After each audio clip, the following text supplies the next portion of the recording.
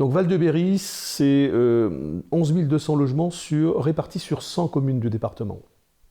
Nous sommes sur tout le territoire.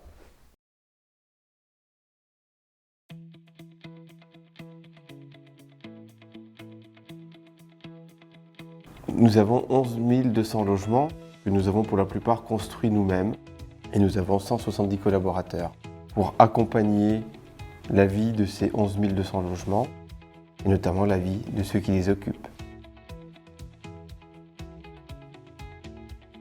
On nous considère souvent comme un loueur de logements. Certes, nous sommes un bailleur social, mais nous sommes aussi un établissement public. Et à ce titre, nous estimons indispensable d'apporter d'autres services à nos clients, à nos locataires.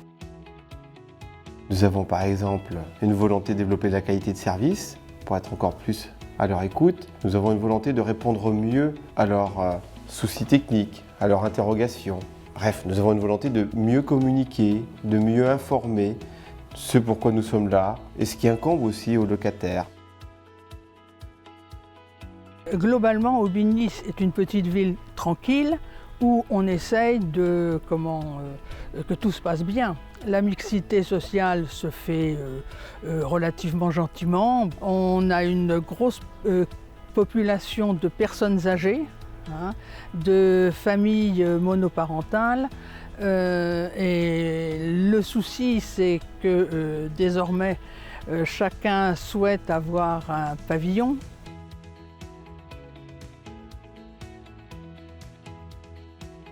On se rend compte que les personnes cherchent surtout à avoir des logements peu énergivores.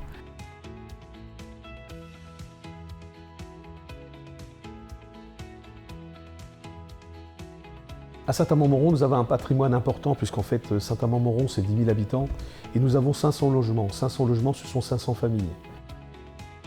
Donc les logements sont gérés par une agence en toute proximité en centre-ville. Alors le partenariat entre Val-de-Berry et le Muséum existe depuis maintenant près de 2 ans. Il consiste à accompagner le plan climat. De temps en temps, dans les immeubles, il y a des chauves-souris qui habitent. Donc le but, c'est d'extraire les chauves-souris des immeubles et quand on fait des isolations, de replacer des gîtes pour que les chauves-souris puissent revenir une fois les travaux terminés.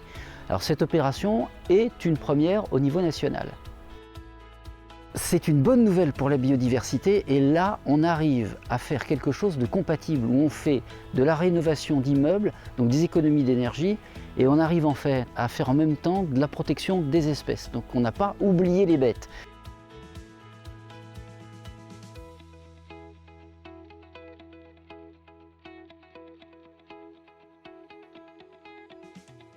L'histoire d'Avord correspond aussi un peu à l'histoire de la base d'Avord. Avord, dans les années 1850, c'était 5 grosses fermes. Ensuite, 200 habitants environ. Et il a fallu attendre l'arrivée de l'infanterie en 1872 pour voir l'essor de la commune. Depuis 1933, Avord a des HBM, Habitat Bon Marché, qui sont construits sur 3 zones. Et ces logements servaient donc aux militaires. Alors, tous ces logements proposés par le Val-de-Berry aujourd'hui ont subi beaucoup de modifications.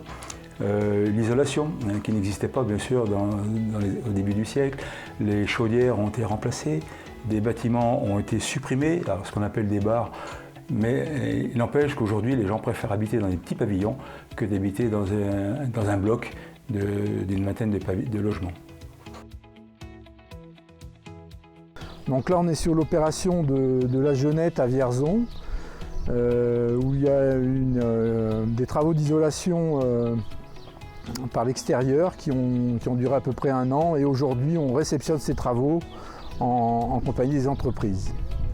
Ce quartier a totalement été remanié dans le cadre du renouvellement urbain et c'est assez impressionnant de se balader maintenant dans ce quartier et de voir les petits pavillons qui remplacent des immeubles vétustes.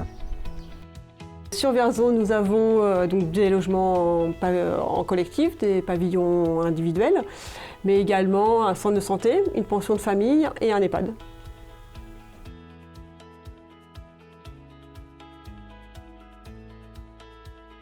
Val-de-Berry, c'est 160 salariés qui travaillent pour des locataires certes, mais aussi pour la conception-réalisation d'EHPAD, de MARPA, de MARPA-Vie, de gendarmerie, foyer de jeunes travailleurs.